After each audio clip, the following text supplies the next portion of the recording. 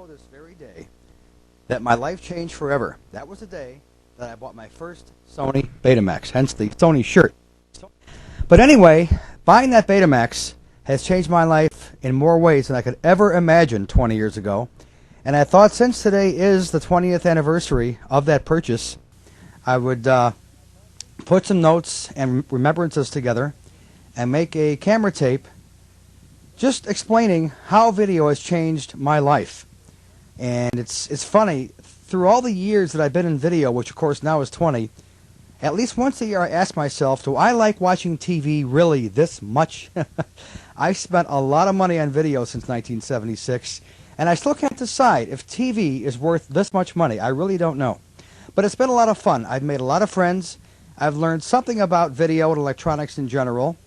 I've traveled because of video, and it's enabled me to do a lot of things I would have otherwise never done had I not gotten into the hobby of video.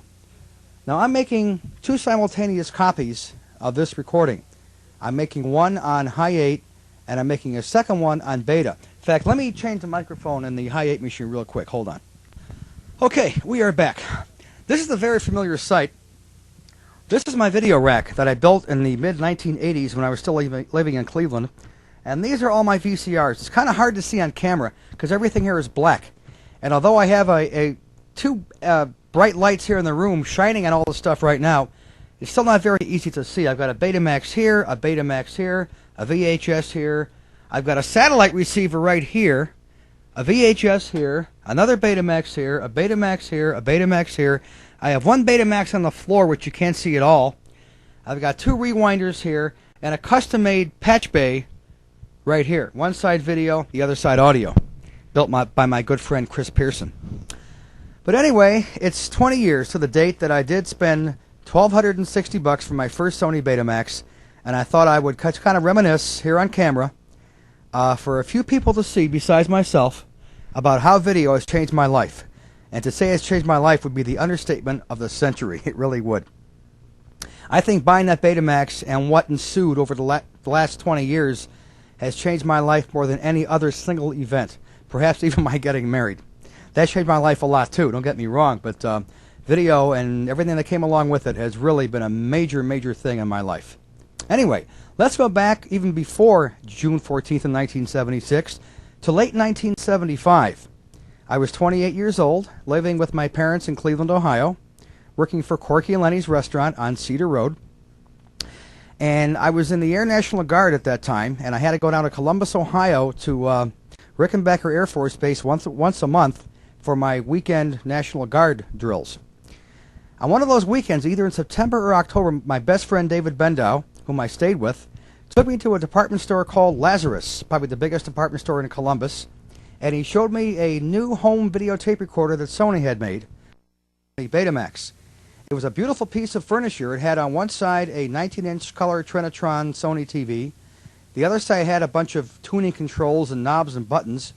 And on the right top of the machine, under a piece of smoked plastic, was a 1-hour videotape recorder that used video cassettes like this. Tried to save some money, saved a couple $100. Then I took a loan out from my credit union in the Air Force and got some money from them. And I somehow got together $1,260. Now that was without the timer, by the way. The timer was $40 extra. So you could timer tape one show over a 24-hour period.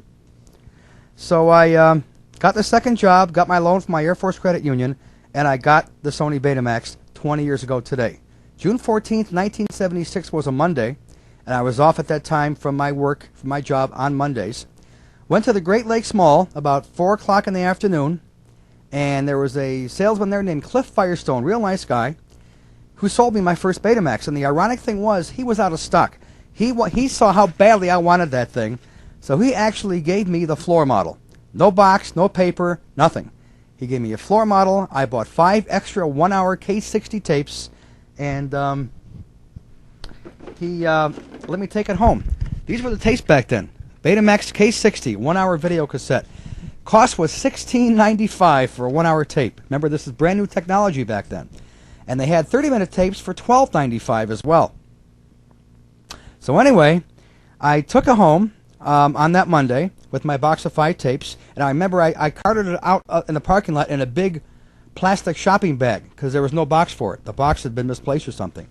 Took it home, wired up my antenna, and the ironic thing is I had a big roof antenna outside my balcony in my apartment at Beachmont Towers, where I moved to in March of that year. My TV reception was hideous. The only channel I got really well was Channel 8, which of course was CBS in Cleveland back then. And that was my favorite channel anyway, so it really didn't matter if I got NBC or ABC. But I started doing recording, and it's funny, I still have the exact first recording I made on that day, 20 years ago today, when Channel 8 was running repeats of All in the Family at 4 or 5 o'clock in the afternoon. Now, I remember thinking, gee, the opening to this is different from the opening that they're showing at night on the network run of All in the Family. So I taped them back to back, and I still have that recording even today on tape number 1.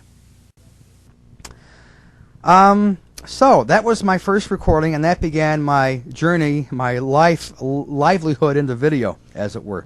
It's funny because tapes back then, blank tapes like this, they were all made in Japan, they all had to be imported, and they were very scarce. They sold real fast. And they came in cases of 12 in the beginning.